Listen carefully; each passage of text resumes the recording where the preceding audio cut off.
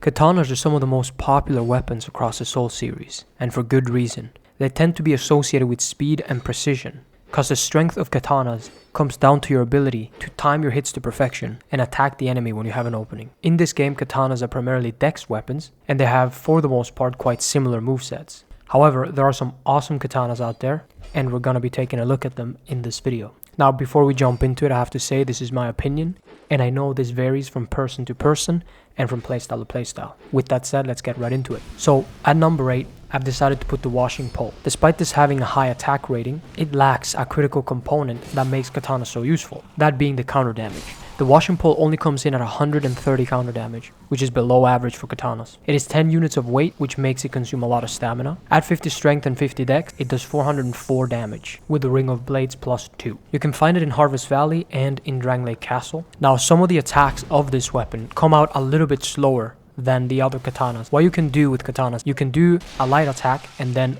immediately follow that up with a strong attack to make the strong attack come out quicker. But that doesn't work with the washing pole. And although this thing is very long, and there are certain attacks that take advantage of the reach of this weapon, I would say that the main attack, the bread and butter of katanas, the R1, don't take advantage of the reach, however. The diagonal up and down R1s of the katana really don't lend themselves to hit people at a distance. It's pretty much just the backstep and the running attack. You can power stance the washing pole to take better advantage of the range of the weapon, however. I would say that there are weapons that have a moveset that favors range more so than this one does. Anyways, let's go to number 7.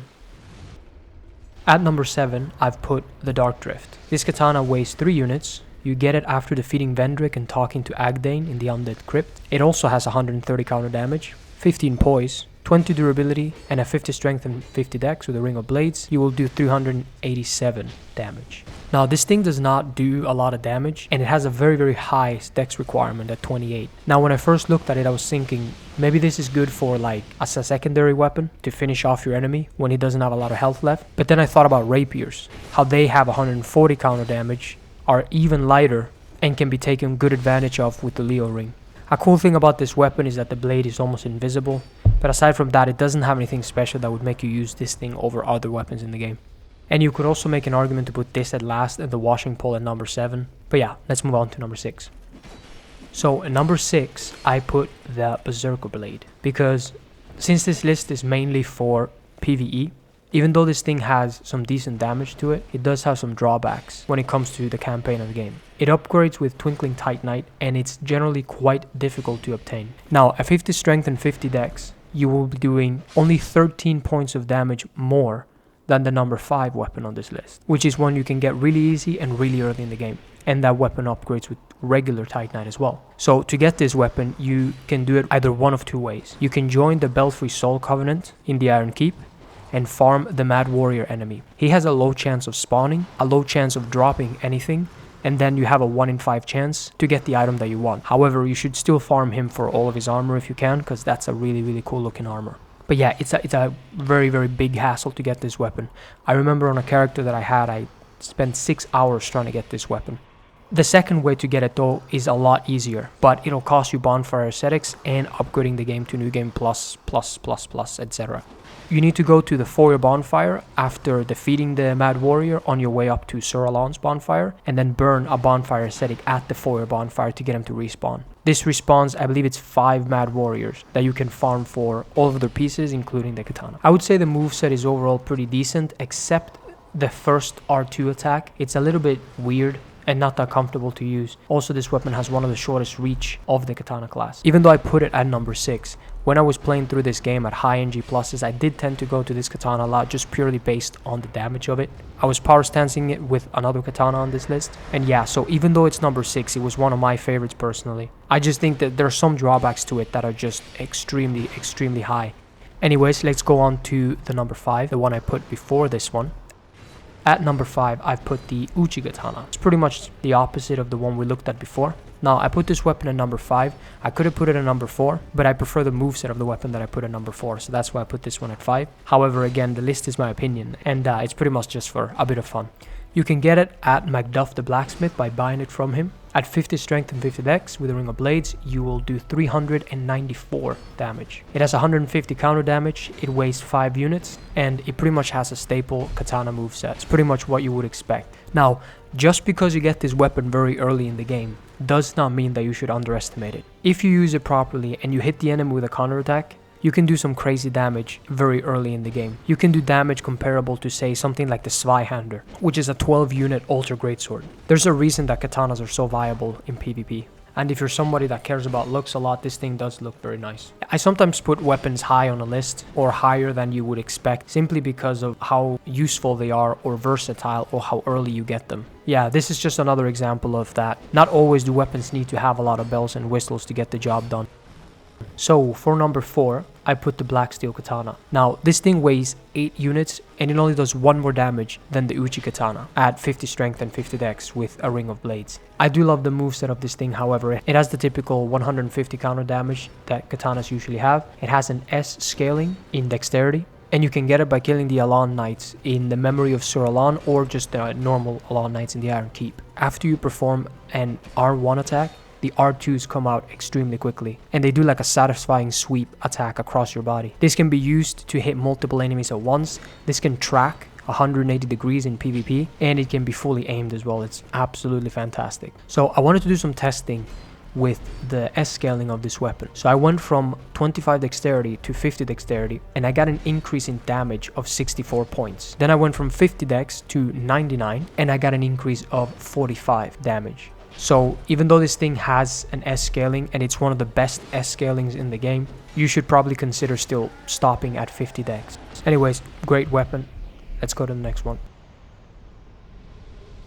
At number 3, I have the Alan sword. This is the katana that probably distinguishes itself the most with its moveset, and you may actually end up using it a little bit differently. It weighs 9 units, it has 150 counter damage, and it has some bleed on it. It being a DLC weapon comes with very high stats in strength and dex, particularly in dexterity at 30 dex with an S scaling, 22 strength with no scaling. At 50 strength and 50 dex, you will be doing 377 damage with the Ring of Blades. Now this thing does less damage than a couple of the other katanas on this list, but the Bewitched Alan sword has a self buff that you can do with it that is significantly better than any buff you can do with a staff or a resin. So I wanted to test the buff against a boss that had a weakness to dark. First, I buffed my katana with dark weapon against the last giant, and I did 716 damage with an R1. This was a counter attack. And then I did the same thing, but I buffed the katana with the self buff, also with a counter attack. I did 817, so about 100 more damage with it. This buff only lasts 30 seconds though, and it does take 4 durability away from the weapon, which doesn't have a lot of durability to begin with, only 30. The moveset of it is a little bit different to other katanas though, and it's a little bit better, I would say, for crowd control. It acts like a mixture of a pole weapon and a katana. So yeah, great weapon, pretty cool looking. Alright, up next, at number 2, I have the Manslayer. So the stats to wield this is 11 strength and 18 dex, which is quite low compared to some of the other katanas. It has an A scaling in dexterity. At 50 strength and dex, Ring of Blades, 394 damage. This is quite similar to the Uchi Katana and the Black Steel Katana. However, even though this weapon has very similar damage to other katanas in its class, it also comes with a very high poison damage. So essentially, if you were to compare this thing to the Uchi Katana, you are sacrificing 1 unit of weight for an incredibly high poison buildup. With 2 of these things, you can poison enemies very, very fast. Now you will have to go to New Game Plus because it spawns inside of an iron chest, and those cannot be bonfire aesthetic. You get it in the Shrine of Amana in a side area towards the end. So you can use this weapon against bosses like Velstad and the Smelter Demon. While they're buffing, they take reduced damage. However, the poison buildup of this weapon will be the same. There's a high chance that you will poison them by the time they're finished with their buff. Although you can't buff this thing with a poison resin, you can buff it with a staff to increase its damage even more. This, along with the Berserker Blade, was one of the weapons that I was using quite a bit as I was making my way through the New Game Pluses. Some enemies like the Flexstyle Sentry, the Dragon Riders, the Guardian Dragons, enemies with like 3000 plus health bars, they can be really tough to bring down, so I found it really useful to use this weapon against them.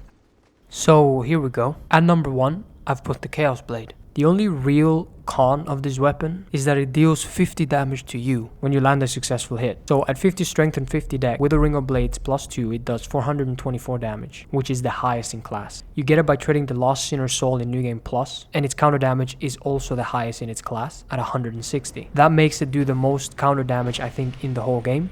There may be 1 or 2 more weapons that do 160 counter damage, and although it says that lances do 160, they actually only do 130 counter damage. And for some reason this weapon has 50 durability, which is again the highest in this class as well. Now, why would they give it more durability than the other katanas just for the heck of it? Because if you think about it, if you were to take the durability down to say 40, it would still be the best in class. If you were to change its moveset, for example, it would still be the best in class. If you were to make it shorter, kind of like the way the Berserker Blade, it would still be the best in class. Or if you were to change the scaling from an S to an A, it would still be the best. This weapon does closer to Alter Greatsword damage than it does Katana damage, really. Now, if we're being honest, it does have a few drawbacks, especially in PvE. For example, when you're fighting a boss that has a lot of health, you don't really want to be doing 50 points of damage to yourself with every hit. So it may not be the best option in boss fights, but that's why it was used so much in PvP before, because players don't really tend to have much more than 2000 health. So yeah, I would certainly say the strength of it is in PvP, but you can't really ignore a weapon when it has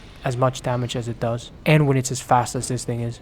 So in conclusion, katanas are really fun to use. The real strength of them comes from their speed and their counter damage. And their weaknesses, I would say, would be the lack of poise break against certain enemies, as well as they're not the best for crowd control in some instances. The stone ring can be really useful sometimes with these katanas. Anyways, hopefully you enjoyed the video. Thank you very much for watching, and I'll see you next time. Goodbye.